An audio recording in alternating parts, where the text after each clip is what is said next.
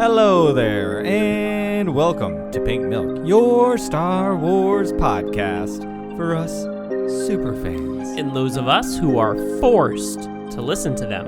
Today is someday, and someday we're explaining some Star Wars with Alex and Mollie. Alex and Mollie. Get ready, because it's time to drink up. Drink up.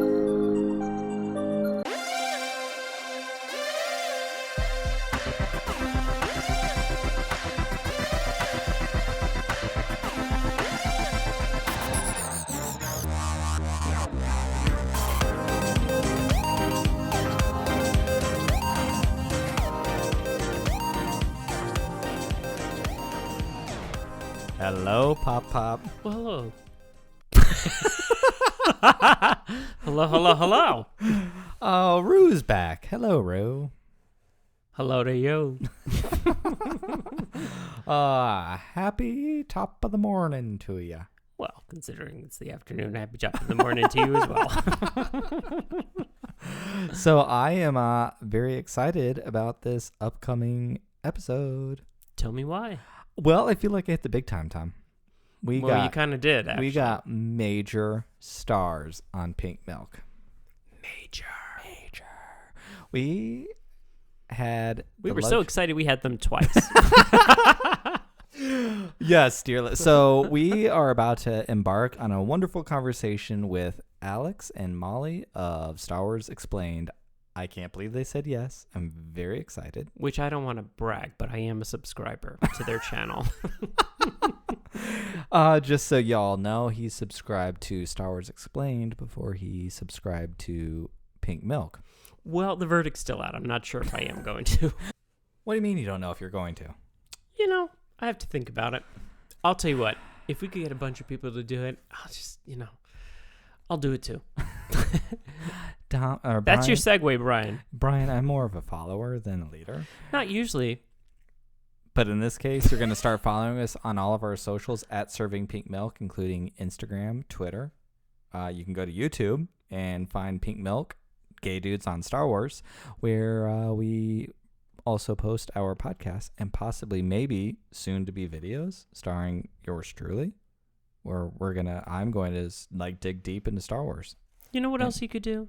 What? You could tell your family and your friends about this podcast. You could. If you know any queer people in your family or your friends or your office who might or might not like Star Wars, you should have them listen to our show, because as we've been getting pointed out a little more recently, actually, that our show really is more than just about Star Wars, which is actually a pretty nice thing to hear. Really? Yeah. What's it about? It's about being queer and perspective and family, and we give a voice to the voiceless, Tom. We are very important. Wow, I was really drawn in there. It was like a moment of silence. I had to really, wow. Yes to everything you just said. I do agree. I'm playing around, but I agree. Honestly, it would be very nice if you gave us a shout out on your Twitter or your Instagrams, if you told your friends and family about us, if you do listen to us on Apple Podcasts. Even if you don't, please go visit Apple Podcasts and give us a 5-star review, and also give us a written review, because it really helps us get more out there in the Apple Podcasts, and that is our number one way that most people listen to us as of right now.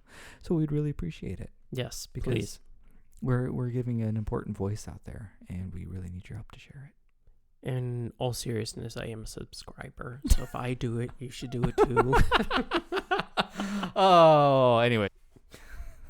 Anyways, back to our superstar celebrities, who were so super, not just on their amazing YouTube channel, but also in real life, because we also spoke with them like a month ago, and my computer glitched out and did not save our stuff.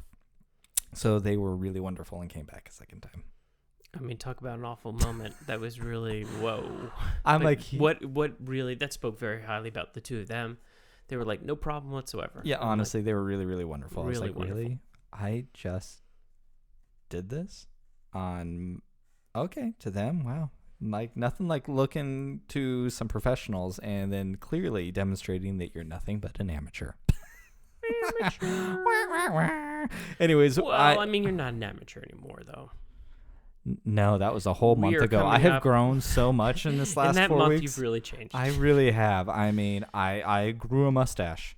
Because shaved it off and grew it back. It came back extra strong, just like Biggs did. Like, I have a Biggs mustache now. Thank you. You know, Alex, your love for Biggs, Darklight. There we go. Boom. I think they're going to have to listen to the podcast to understand that part, though. Well, yeah. You know, if you follow Alex, and which I'm sure you do if you listen to us, I'm sure you watch their YouTube channel. He loves Biggs.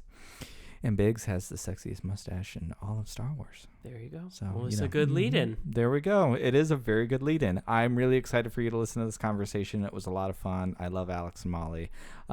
It goes back to the podcast and YouTubes, which I think we've talked about this before. But in these mediums, like, you feel like you know these people anyways because it's just very personal and it's a really wonderful thing. And now I know they are just as wonderful IRL. So please get ready to listen to this great conversation. Are you ready, Thomas? I'm ready. Drink up. Drink up.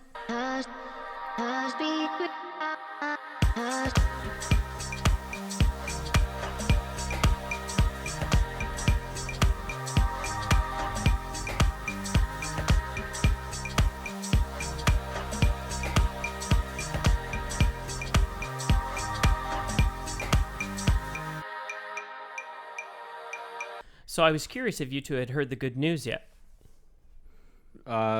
Maybe? No, I'm going to say no. Probably not. Okay. I became a subscriber of Star Wars Explained this morning. That is this good is news. big. This is very, very big. I'm not going to lie. Because I don't know if I've subscribed to anybody yet. But I really... Oh. Yeah. This is my first YouTube subscription to, I think, anything. So... Well, we are so honored. thank Okay, you. awesome. Well, you guys beat the Pink Milk YouTube subscription from Tom. You didn't even join that yet. No, I haven't. It's on my list. And also, I'm going to comment to our listeners real quick because we are a LGBTQ plus podcast, so we always have to insert some sort of gay fabulousness. I'm really very much approving this very Bravo-looking background. They're in full clarity. There's a slight blur with their fantastic set behind them. It looks very Bravo-like. And I recognize that set. Yes. That is the set. The Star Wars Explained set. Yeah. Now, if we could just throw in some trash talk. We just got a new camera for doing stuff like this. We used to have our webcam, and it's just like we'd have to be like this, and so we got like kinda a like us wide right now. lens, so we can just kind of kick back, relax. Oh, very nice. Well, it looks great. Well, that's Looks awesome. great. Thank you. Yeah, we're huddled now with our iPad. I keep saying that Brian needs to get me a new mic because I think I'd rather have it in front and hold it like y'all are doing right now. It seems a little bit easier than this thing hanging down. I'm constantly going like this, but Yes. All right. But nobody can see that part, so I probably shouldn't have mentioned it. So anyway. Well, Hey, let's get this started. All right, here we go. So, hey, you know what? We are super excited because it's so nice to meet and speak to another couple. And, you know, when we started the podcast, we always just thought, it's probably the couples out there are a super fan, Brian, and maybe someone forced to listen to them, moi. And now we meet, number one, our first couple ever on our podcast, but you're both super fans. So how does that work? I mean, it just, I guess, means that we never really stopped talking about Star Wars. Yeah. It's no one has to endure anything, so it's like, well, I guess I'm just going to keep talking. Are either of you open to a third person in a relationship with 3 kids? Just to keep on, we can all just talk constantly and not really Yes, hear the other person, but we're Yes. just You can all rotate talking people in going. and out. So, you know, we do like to kind of just get to know a little bit of background on people that we talk to. So, obviously, you're a married couple, but how'd you meet? We met in 2007 through a mutual friend at a Halloween party. Cool. So- you dressed up in something Star Wars? No. Nope. No. This was in college, so I, like silly young college girls do, I was dressed as a slutty referee. I believe the next year, though, I did Star Wars. Yeah, that's true. I was dressed as a very modest Shaun of the Dead. Not slutty. No. Yeah, no. I I'm not a big Halloween person. I don't dress up a lot. I'm like a super nerd and don't dress. I've never cosplayed, never done any of that. Though we did a few episodes ago, had the Pink Wookiee on, who is a cosplayer, and he dresses up. I don't know. You guys go to lots of things. Have you seen the gigantic 7-foot Pink Wookiee? Yeah, he comes to Dragon Con. Okay, yeah. So he was on a few weeks ago. Great talk. Horrible audio, so we apologize. Oh, yeah. Sorry about that. But Tom and I Tom's always been interested in cosplaying because he wants to do something with a helmet so he can like be there and not be there at the same time. Yeah. So I'm like, we should do a pink Ahsoka and a pink Rex. I can do drag for the first time ever and be Star Wars all at the same time. Yes. And be pink. Oh my God, that'd be so cool. I think it would be a way to experience those events, the Comic-Cons, the things like that, and just from a whole different point of view. Mm-hmm. You know, I'm always the spectator who's usually forced to listen because it's just, it's never been my realm, but my husband, and so it becomes your realm because they're into it. And I just think it'd be a way for me to maybe get ahead of you on something because you've never done it. Yeah. So I could do it. You could. And maybe I could be the super cosplayer. I'm down for it. 100%. I think 2007 was a good year too. Did you guys start dating pretty quick? Yeah. Yeah, I think so. A couple months after that. Yeah. Awesome. Because it was a long road and I got ignored for a few years, but I think 2007 was when we started dating, right? I was conditioning you. 2007 was a good year. 2007 was the last time we met. So we had met a couple times. Didn't quite remember those times, but the rest is history 13 years later. So it's all good. So were you both super fans or was one more of a fan? And was that Alex? Was that Mollie? I'm curious about that. I mean, I was more of the fan, but at that time, I think we had both... I mean, I wasn't at the level where we are now because there weren't movies. We didn't even know movies were on the horizon. The Revenge of the Sith had come out a couple years prior, and then it was just kind of like, well, we're just hanging out and books are coming out, but it was not on the level that it currently is. Yeah, it wasn't really... I don't want to say it wasn't popular because obviously it's always been popular, but it wasn't like something that you heard about as often as you do now. You're right, because we did dress up as Han and Leia the very next year for Halloween, so it was still on our minds, but we were in college. We weren't watching the Clone Wars. We were just doing college things. Drinking. Yeah. Going to parties. Drinking? Oh, we would have been friends. So were you Clone Wars during Netflix time? Is that when you started Clone Wars? Mm-hmm. Yeah. We didn't. Because you guys are. We didn't watch Clone Wars until after like season 2 of Star Wars Rebels. Yeah, it was a while. I was kind of one of those crappy fans where I was like, Star Wars cartoon, like I don't want to watch the Clone Wars, and then I saw Rebels and like the art for it, and I was like, that looks too kiddie, and it won't be for me. But I was like, I'm trying to study for this trivia thing, and I'm trying to do this YouTube channel, so I should probably watch them both. And then, of course, liked them both a lot, and was like, I'm dumb. So, yeah, because you guys are pretty big Clone Wars fans, right? Yeah. Yeah, and we're currently doing a rewatch right now. But I think the first time we looked through it I looked at it on Netflix before watching it, I was like, that's a lot of episodes. It was just very overwhelming. It's definitely intimidating. Like, Tom and I went and saw the movie when it came into the theater. I am so incredibly thankful for Netflix because I've been on like the Clone Wars hill from like season 2. I've watched every episode, but this is some Star Wars. Like, this is like, it was everything. It looks like the prequels, but it feels like the originals. It's like this like really perfect gap, or bridges the gap of the two things. And I am so glad for Netflix because now I don't feel alone in my love of Clone Wars anymore. Because I think Clone Wars is kind of the foundation that all of Star Wars sits on now. I think I listen to old people like me who complain about the prequels and the sequels and everything they use to talk about what they're not doing, they learned from really the Clone Wars and the prequels, actually, because the prequels people want to rip apart, but then they talk about the things that it introduced as if it was introduced into the originals that was never there before the prequels came. Yeah, I mean, I think you're right. It's I just did the math. It's got to be something like 35 hours worth of Star Wars. So compared to, I mean, it's most of the Star Wars canon at this point. Mm-hmm. It's 1,000%. Mm-hmm. Absolutely. We did for season 3 the Savage Opress arc when Maul comes back, the Katie Lucas thing. I don't remember how we got it, but they aired those 3 episodes at the movie theater and did this whole, like, we had a Savage Opress poster. It was like quite this to-do thing.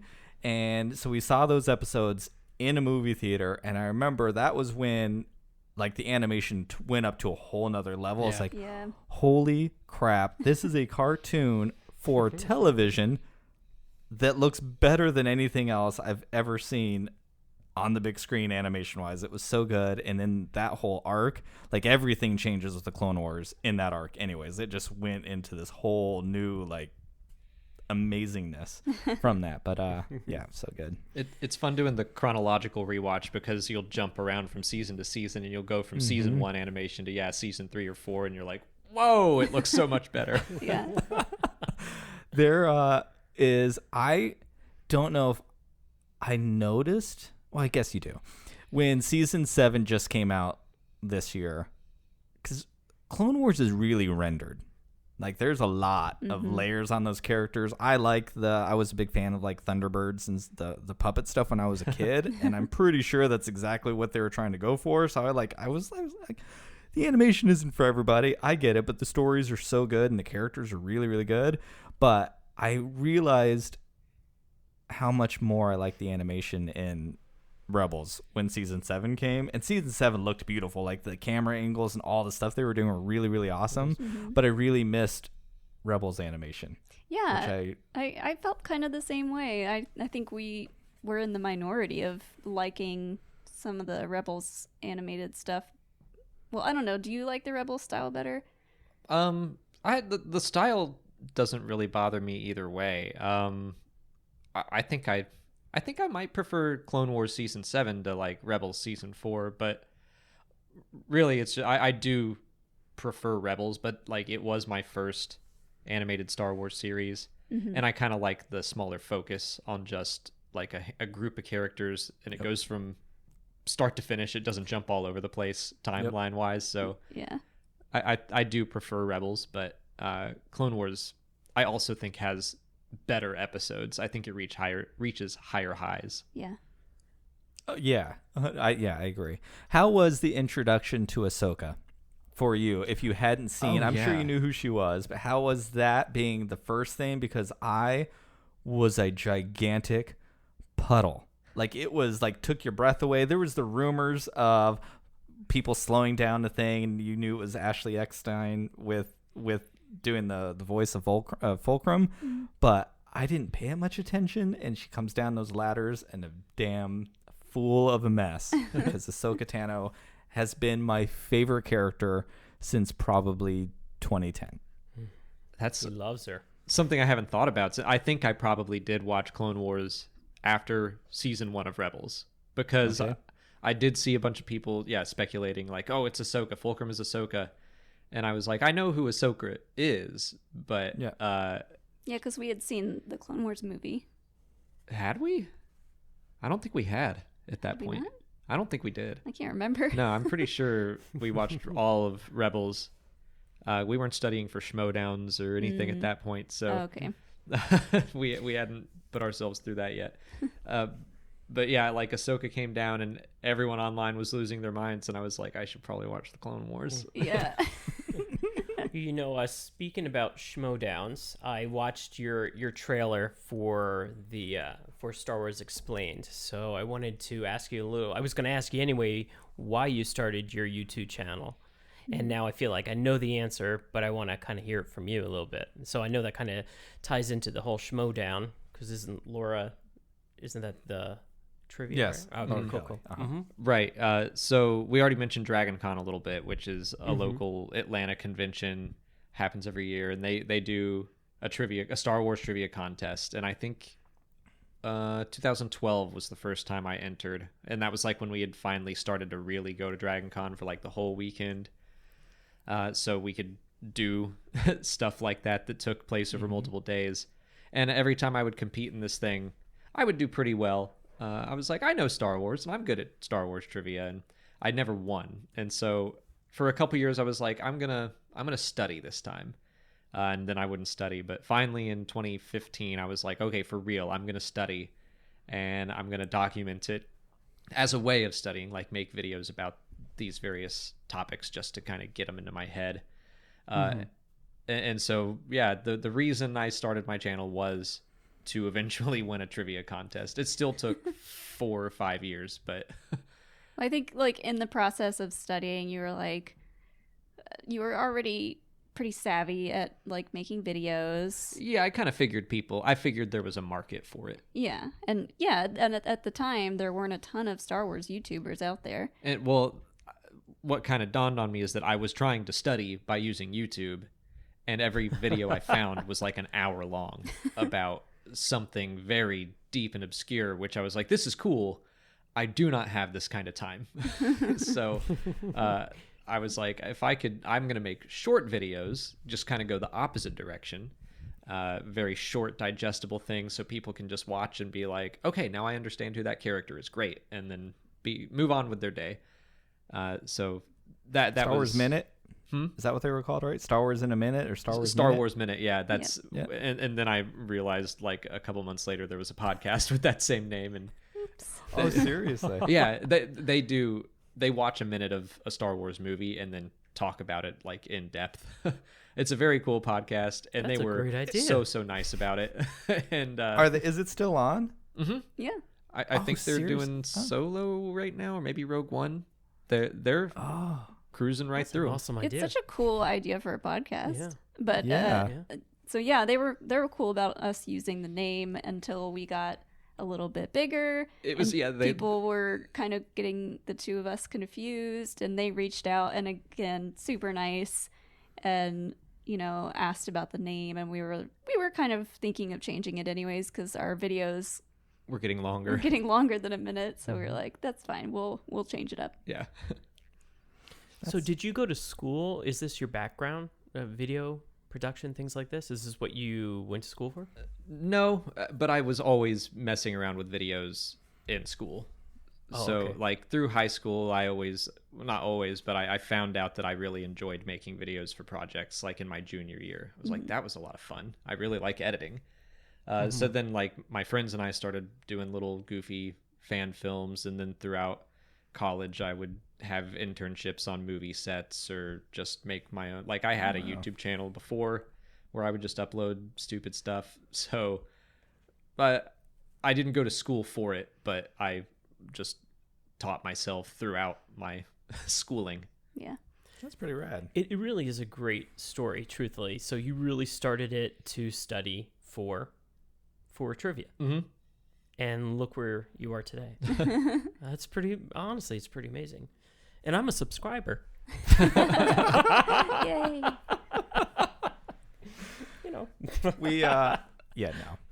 You've been watched for many years then. Oh, I've watched Brian watch forever. Yeah. But I just jumped on earlier today. Just hey, let me see. I'm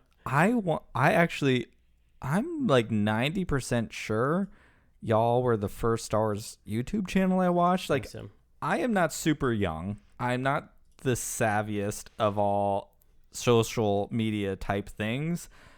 I think I only ever used YouTube to try to like find illegal copies of old 80s cartoons to watch and music videos, and I don't think I ever put together that you could do these other things, which I'm forced to listen to as well.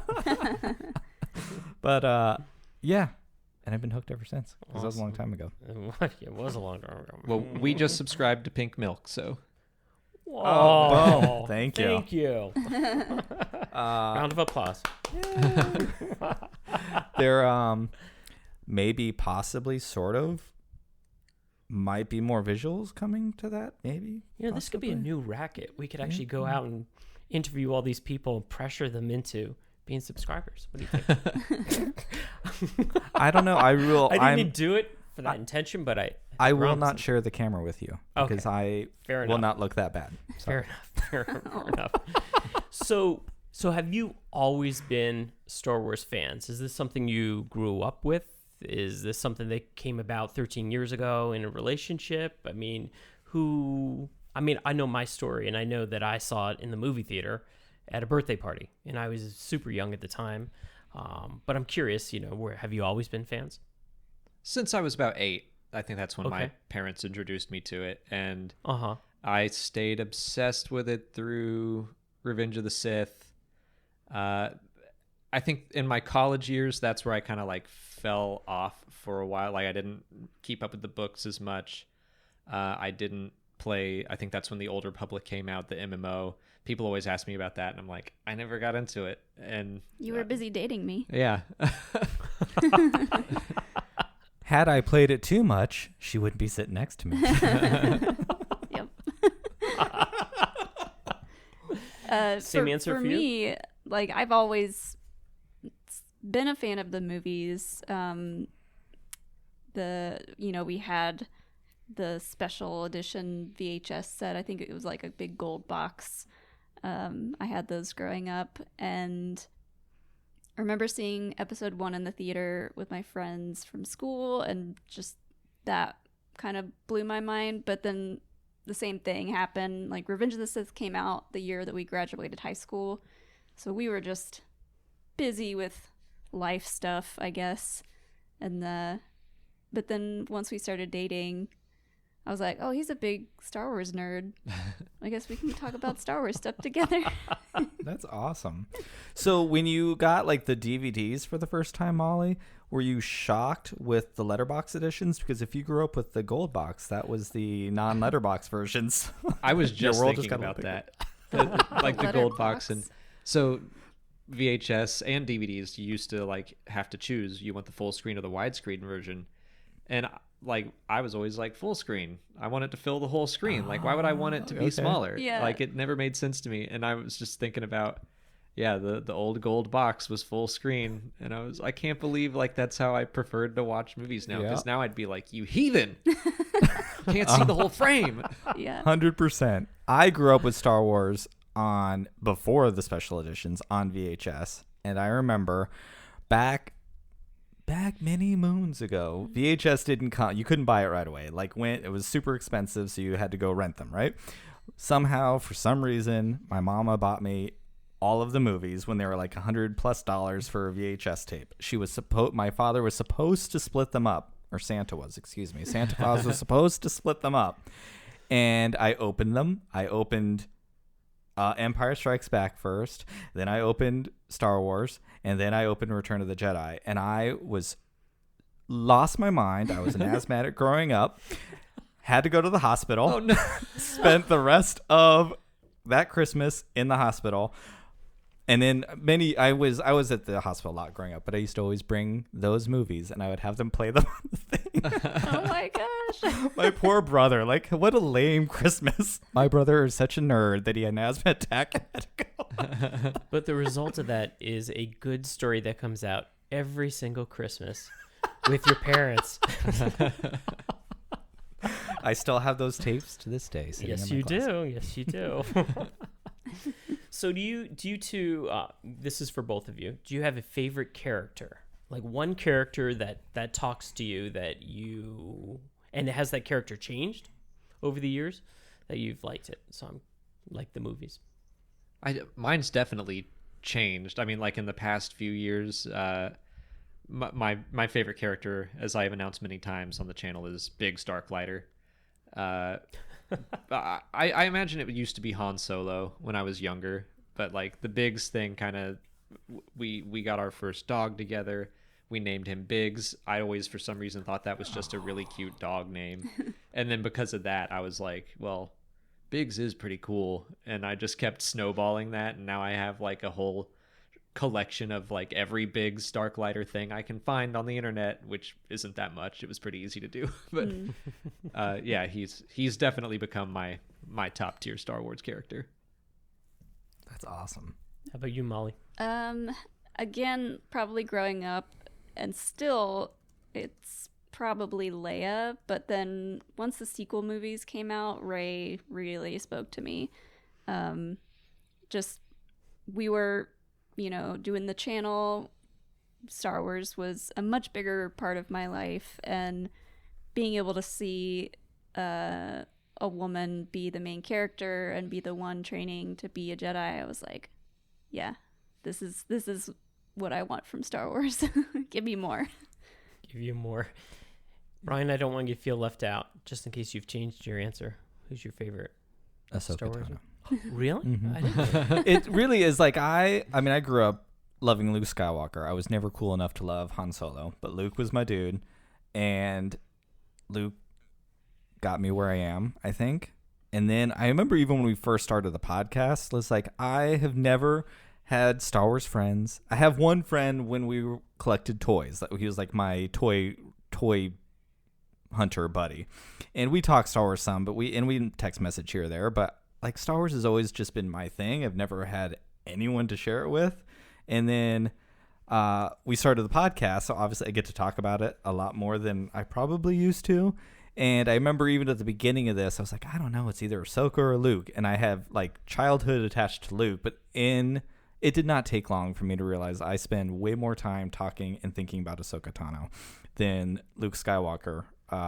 And soon to be released, I think next. Anyways, Ahsoka Tano, the end of season 5, when the wrong Jedi and she leaves, like spoke to me and honestly made me a different person. And it is like the most beautiful moment in any and all of Star Wars. And I don't think that moment will ever be topped for me. It was so good. Yeah. I can apply it to so many different parts of my life and like just walk away with something different. And it's very, very beautiful and very impactful. Love that. Thank you for sharing that, Brian. Thank you. You're welcome. How about a favorite movie? So, and it can be a Star Wars animated series too. So do you have a favorite? I think A New Hope is probably always going to be my favorite.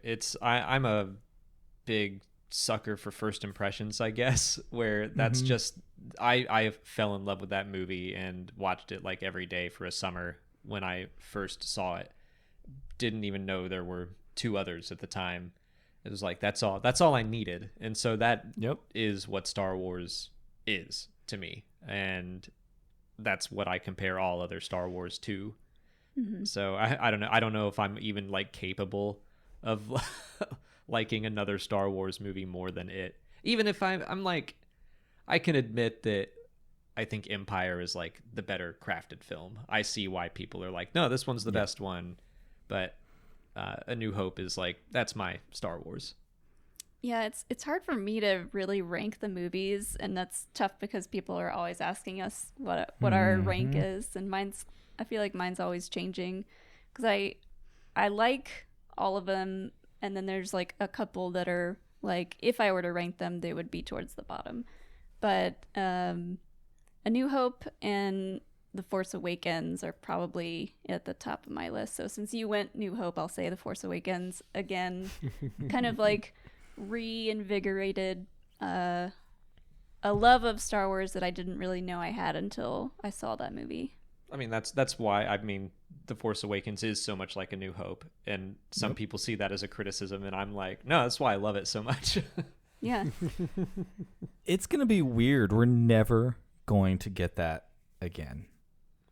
The excitement for when The Force Awakens came out was so like, I mean, it was even bigger than the prequels, I think. And that was pretty big when episode 1 came out. But I felt like that was more, and the world is different now too. Like with the internet, it was the news media playing up episode 1 a lot. And let's be honest, most of us in this room right now are a bunch of nerds, and we all know how the media can kind of poke fun at us. And I felt like there was this like kind of a mean tag at Star Wars for all the nerds who are like losing their mind over it, you know? But The Force Awakens was just like, there wasn't anything negative really attached to that excitement. The whole, like, at least my world was very, like, excited for it. And it's really weird that we're not going to get that again. I don't think, anyways. I don't think it'll ever go away now. I know, but it is going to start over in a way, right? Yeah. With all new things. Yep. And I hope, I don't know. Isn't there all this news now? KK talking about it. Now the Twitter's rumbling that they still don't know what they're doing and they're trying to decide where it goes. Oh, okay. But I don't know. I think COVID's probably set a lot back too. It did. Anyway.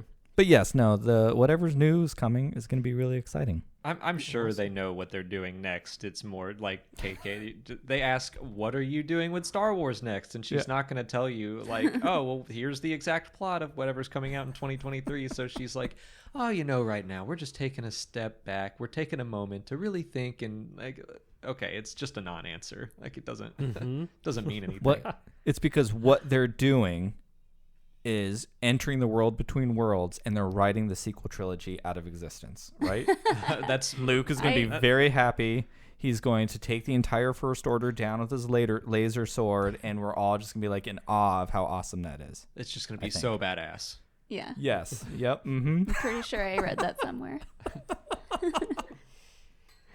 Okay, the next one I have coming at you, and you can just kind of pretend that you're super impressed by me asking this question, because anybody who knows me knows I'm not really asking the question, but my husband wrote it, so I'm going to ask it.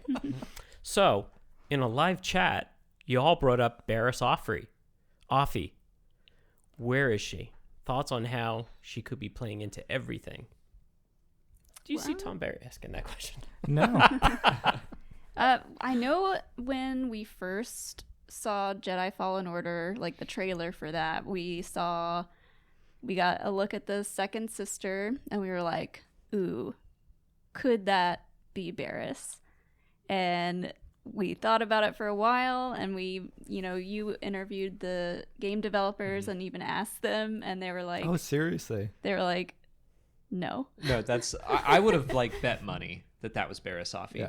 I'm very suspicious anytime I see a new character in a mask.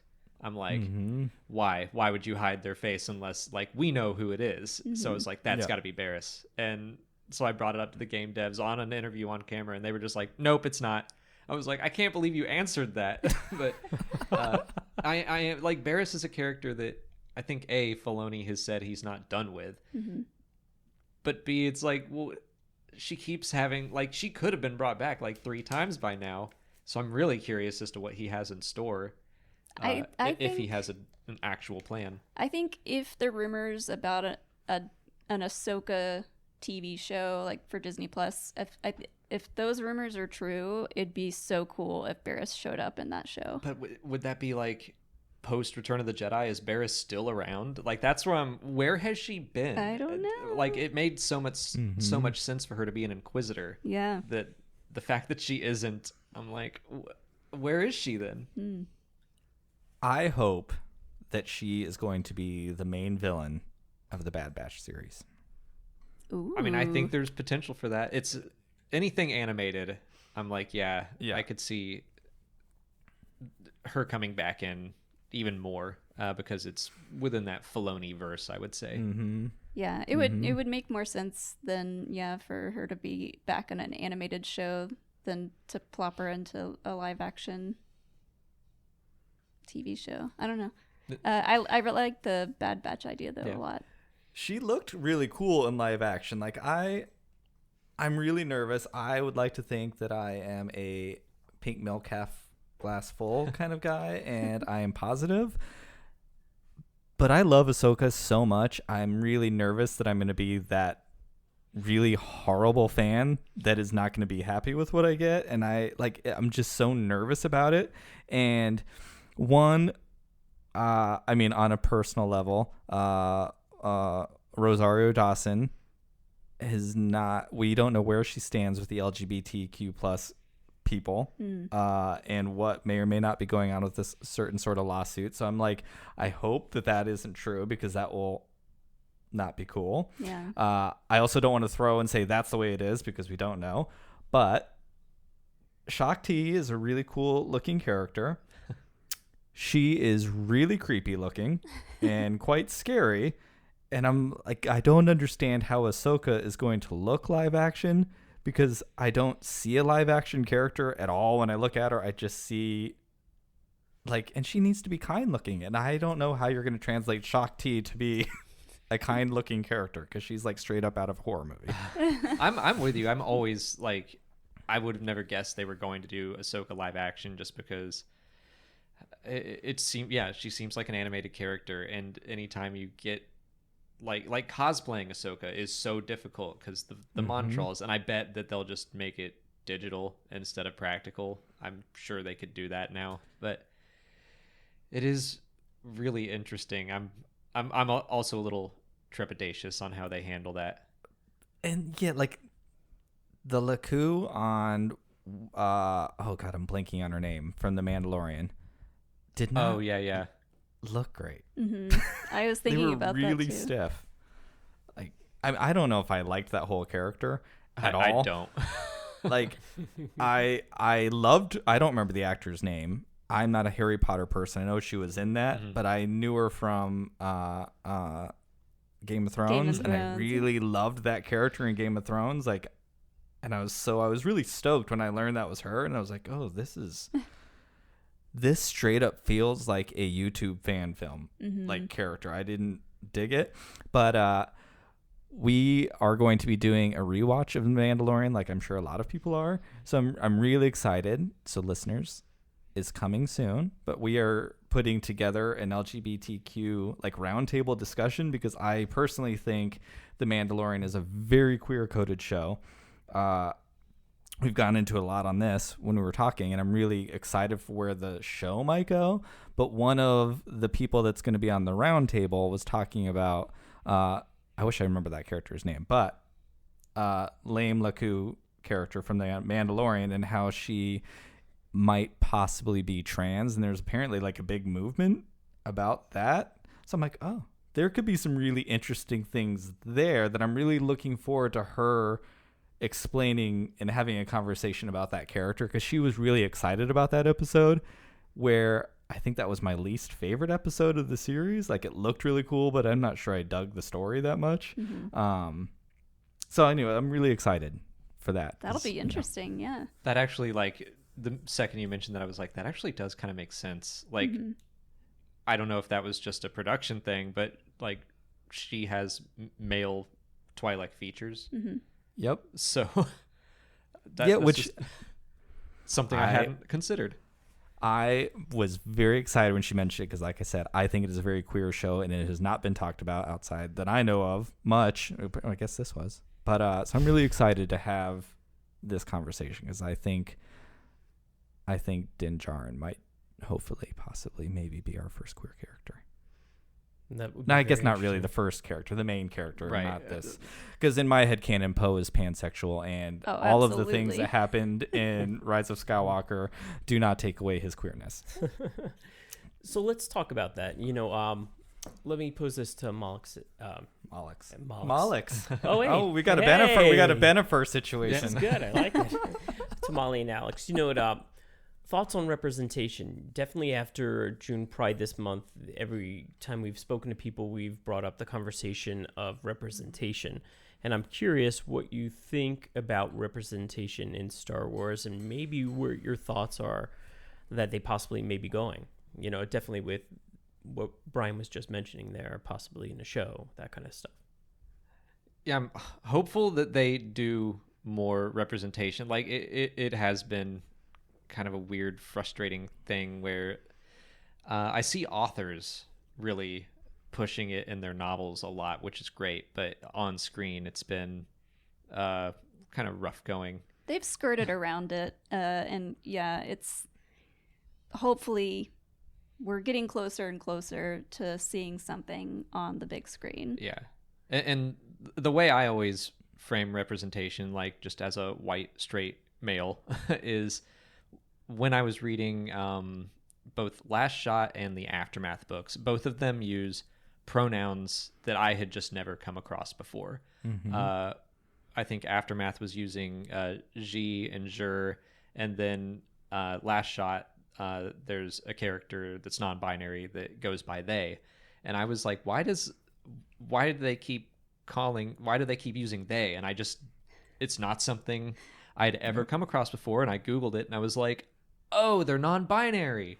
And now I know this. And like that's why I think representation is important, not just for the people who don't get to be seen, but also for stupid people like me who just don't like come across this stuff. Like now I've seen it in fiction in a story that means a lot to me, and now I get it. Like I understand that, or I understood it earlier than I probably would have otherwise, thanks to Star Wars. Yeah. Well, I want to say you're not stupid. No one should ever be felt that way because they haven't been exposed to something. What's stupid is when you're exposed to it and then don't want to listen to it. Yeah. Right. So Well said. you don't need to feel that way. No, I should say more maybe just ignorant and not, I hadn't come across it before. Yeah. Yeah, I think a couple months ago, someone asked us, it was either in the comments section of one of our videos for the Q&As, if we wouldn't mind saying them, they. And we were like, what? Duh. Like, we should have been doing that this whole time. And we just, you write the questions out and you read them and just hadn't crossed our mind until someone pointed it out. And since then, we've been very adamant about doing that. But thank you for doing absolutely, that. representation is super important. I mean, I talked earlier about Rey being one of my favorite characters, and the feelings that I felt seeing her on the big screen be the main character, becoming a Jedi. I want everyone else to be able to have that feeling. And I know a lot of people, we have a friend, Bria, who's a huge, massive Afra fan. And she has been on our show before talking about how amazing it was to see a half white, half Asian woman in Star Wars. And I'm like, I want that for everyone. Yeah, she was just on your show not that long ago, right? That's a couple weeks ago, maybe a month ago or something. Yeah. The thing I point people to when they act crappy about representation is like, I remember a photo of a Rose cosplayer crying and hugging Kelly Marie Tran on the red carpet for The Last Jedi. And I'm like, that's like, obviously this is important. It's just that we've never had to experience that because like I've got Luke and Han and Anakin and Obi-Wan, and like you can just easily list off a million characters who look like me, and not everyone has that. Yeah, it's been interesting. Like, I think I was just talking about this with someone. Like, I have never been someone who's been in the closet. I've always been out. I've done all those things, but I'm not sure I've ever been this out in the way that I wanted to structure the podcast, because like in my early 30s, I started self-publishing comics. And so I was a writer and illustrator and started making comics and, did the Kickstarter, did all those things, but I did not want to be known as a gay comic creator. Like I didn't want that to be front and center. And who knows the reasons why upstairs, but I didn't. And when I started this, I really started the podcast because I had never heard a YouTube channel. I had never heard a podcast from a queer perspective. I have now come to know that there are voices out there. I still don't know if they put it out there the same way that we try to do here. And it was scary. I'm glad I did, but when June came, and it was probably a big moment for the podcast where things started to really change, because we did put ourselves out there and we were on some other podcasts to discuss these things. And I thought maybe we'd have, a few LGBTQ listeners because that's who they wanted to hear from, and that would be it. And then I realized how many more people were actually listening to the show, and to hear stories like the two of you were just sharing is like, I've never thought of it that way. I only thought of it as seeing myself in something, and I've never wanted to really cross that line with Star Wars because I love it so much that I don't want to be mad at it. So I'm like, I'm just going to push this away, which is not really cool, but I'm going to push this away because I don't want to start not liking it, and I don't want to get mad at it. But then we became parents too. That's exactly what I was going to say. Once we became parents, it really, and especially with our third son, that's when we realized how absolutely important it is to have representation up there. And it's not just gay people, it's everybody. It's so important that everybody is now represented. Yeah, I want my kids to not have to go, I don't want to see myself here. I don't need to see myself in this because I don't want to be mad at something that I like. Yeah, I would hate to hear a child say, I don't need to feel like I'm represented. Like, I want them to just have that. And I think it's just because I'm older and the time that I grew up and and the self-hate that's attached to a lot of us queer people that's there, and we're working through it every single day. But like, I am no longer the same. I mean, honestly, we had a story last night actually where one of our kids, they heard it on the playground, and we were finishing up family movie night, and our middle child was like ragging on his brother like kids always do, and he's like, playfully, he's like, "Oh, Jack, you're so gay." And I was like, wait, what?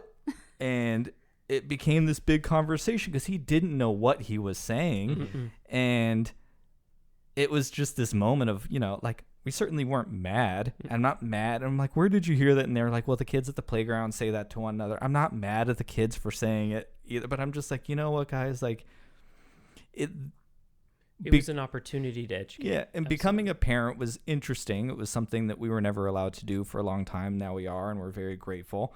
But there's layers of it that I don't think we were able to plan for. And our children are a part of this community, no matter who they choose to end up being with someday, that I don't know if I was anticipating necessarily that part of it, which maybe I should have. But the truth is, like, now they're pulled into it as well. That it's, it was an eye-opening experience last night. Yeah. No more kids, honey. No. 3, we're done. I'm surprised that kids are still using that as a derogatory term, but well, I have to say that my belief is if they see more representation, then that characteristic, that name calling will lose its charge. It actually won't even be there. So that trickles back to why it is so important, both in TV. We're talking Star Wars now, but so the animation series, the movies, just naturally having it there. And then these kids will grow up, oh, I see it. It's not even going to be this or that. Well, I see it just like I see everything else. Yeah.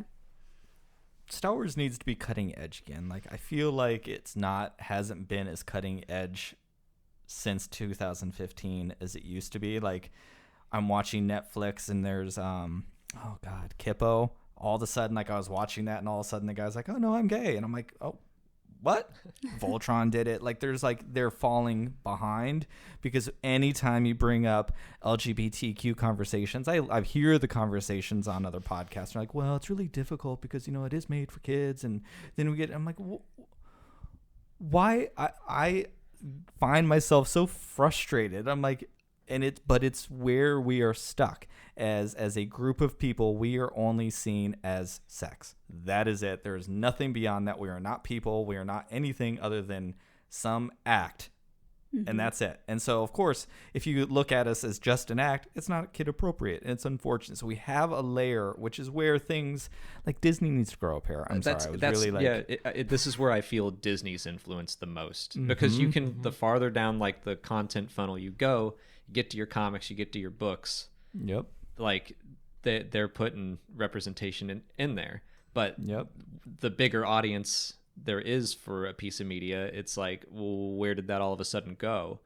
And it's Disney saying like, well, we don't want to lose the Chinese market, or like, because didn't they edit that Rise of Skywalker kiss out? Yeah, so they put the thing in to say they gave it to us. Right, and right. As a queer person, I am so sick and tired of reading a headline on the front of my newspaper saying, Green Lantern is gay, and then all of a sudden you find out it's the Green Lantern from some 433rd planet that no one's ever heard of, and he's been mentioned in a comic, and maybe if you squint your eyes, you saw him drawn in some panel, and then they mention it, and you never hear about him again. And that's what I felt that Oscar Isaac and John Boyega were doing, and I feel like I don't know if I'm angry, but I felt very queer-baited, and they were pushing it. I don't know if it's because they really believed in it, and I think Oscar Isaac, they're both really wonderful actors, so I think that's how they were playing it. That's what they wanted.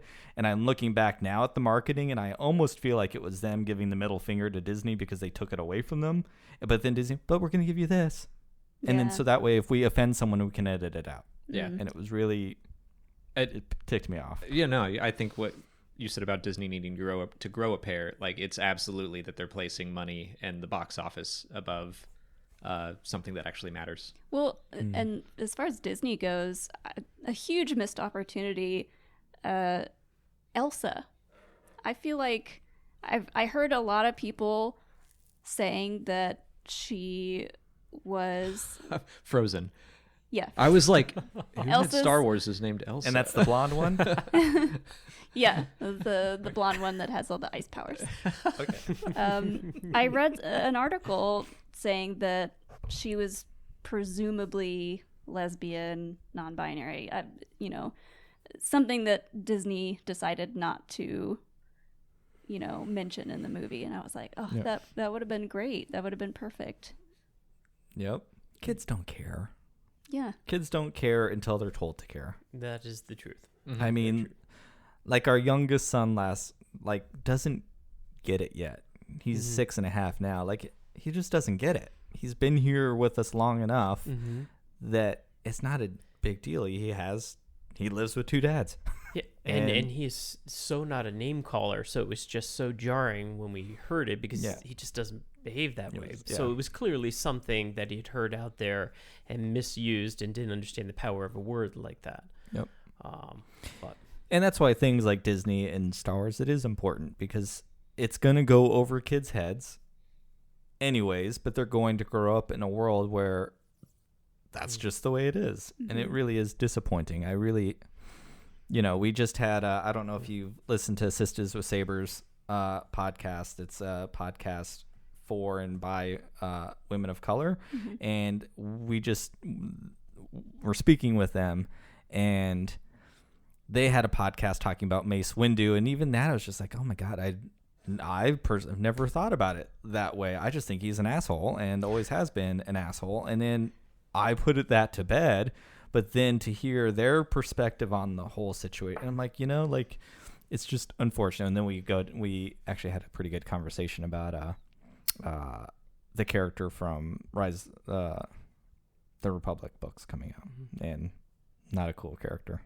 So far by this little bio. It was a really interesting conversation, but that's where representation is really is just incredibly important. Yeah. So I have a curiosity because I'm sitting here. I know we're doing a podcast, but when everybody watches your YouTube channel, Star Wars Explained, they will see your set. And you can see our little set right here. I live with a lot of Star Wars toys in my house because my husband is a super fan.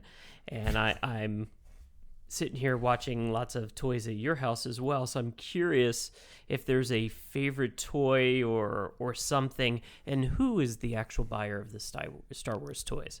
Because in our house, you know who is. It depends on the toy, but I bet I'm willing to bet Mollie has bought more Star Wars toys than I have. Yeah. Awesome. If we had done this in my office, you would have been able to see the hundreds of Funko Pop that I have hanging or sitting on shelves in my office. I think I love it. I think my favorite collectible is the Biggs helmet that Mollie got me for my birthday a few years ago. Yep. That was a big surprise, and I love having that in the back of our set. And I love my Funko Pop collection, but I think my favorite thing that we have, it's not really a toy. I used to work at a place that bought and resold used camera equipment, and I was able to get the Graflex flash handle that they actually made the Skywalker lightsaber out of, and I have that, and that's just like so that's pretty rad. cool That to is. me. And I'm such a camera nerd, so yeah, that might be my favorite one. That brings me back to the 90s of going to every thrift store trying to figure it out, because back then there was no internet really, and we're like, oh god, we have the inside scoop. No one knows that this is how they were made. Yeah, I remember finding it at work That's awesome. one day, and it was just like in a box with all this like old camera equipment. None of it worked, and they were going to sell it on eBay. And it was just like sitting there, and I picked it up, and I went to my manager, and I was like, can I have this? And he was like, yeah, it doesn't work.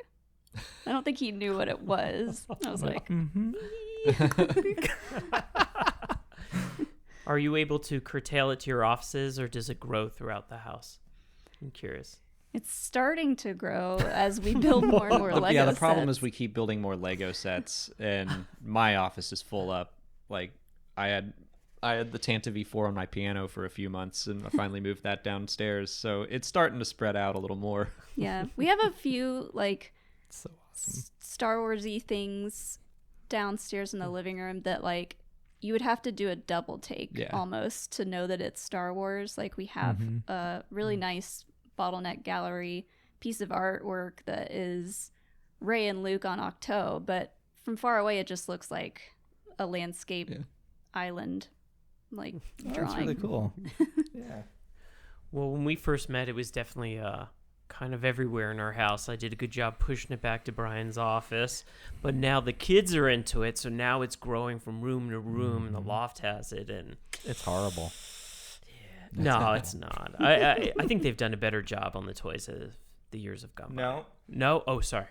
This I am going to hold up. Max My Rebo. Max Rebo toy from when I was a child, and I still remember going to many stores to find it, and I bought it at a Mervyn's when Mervyn's was, for one, still in existence, and two, sold toys. And this was my favorite toy growing up. Sure. It's still my favorite. I think you have that. I have that. Yeah. It's way back there, but I have Very my nice. my piano is normally my little Max Rebo area. Oh no, that's the one I Yes. have. Yeah. Yeah. This is That's the the one one I from have. the 90s. That one was from 1984. Wow. That's my favorite toy. That is your favorite toy. Mm-hmm. Do you have childhood toys that are your favorite as we come to a close here? The very first action figure I ever bought, where I was like, it was pretty early on in me getting an allowance days, and my parents were like, here's $5, and I was like, let's go spend it right now, and they were like, are you sure you don't want to save it? And I was like, let's We go have to 3 kids Walmart. like that. And I got the Luke Skywalker in his Rebel Flight outfit. Like, I've always loved pilots in Star Wars, and I that orange with the white vest and everything.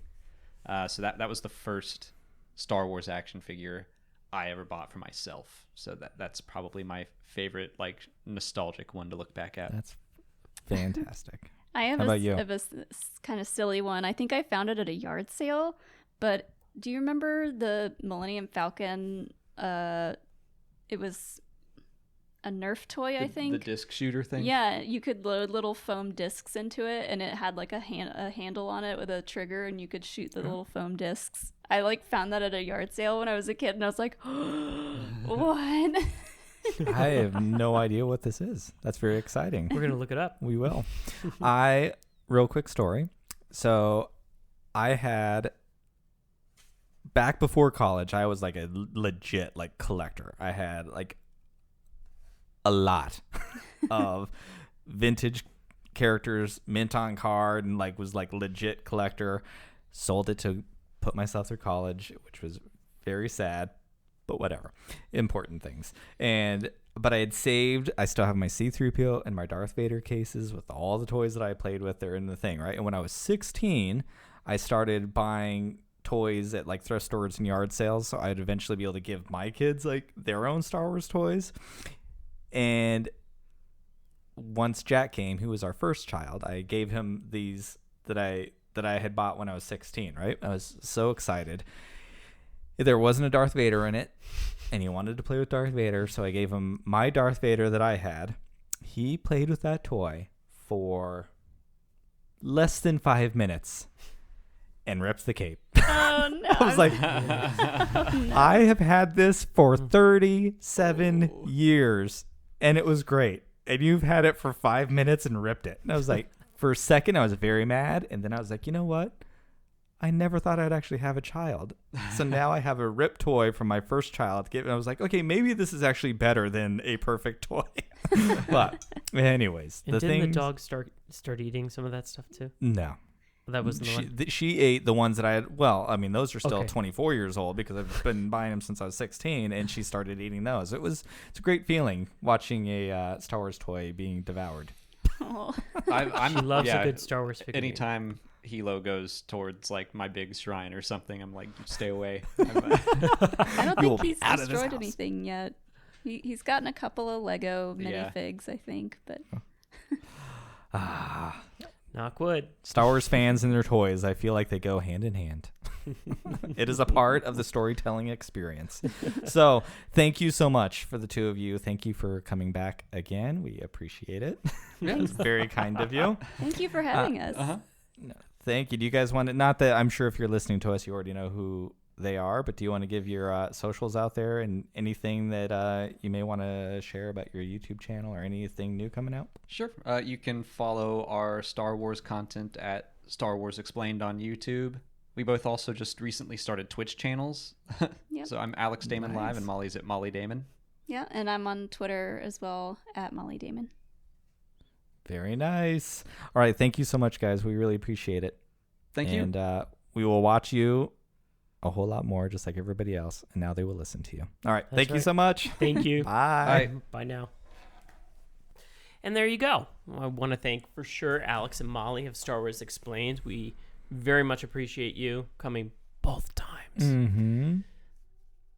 Ryan, thoughts? I thought it was great. I'm really appreciative. Honestly, I think they are even nicer in person than they are on camera. Absolutely. They are some definite YouTube stars. I'm very excited. I want to say thank you to them one more time, probably several more times. If you do come to Phoenix, our offer still stands. We will have dinner made for you, probably by our 6-year-old who just got a cookbook from Grandma. So, I'm looking forward to it. Michael is a future chef in the making. I've posted a video on Twitter of him cooking love burritos. You did. That was funny.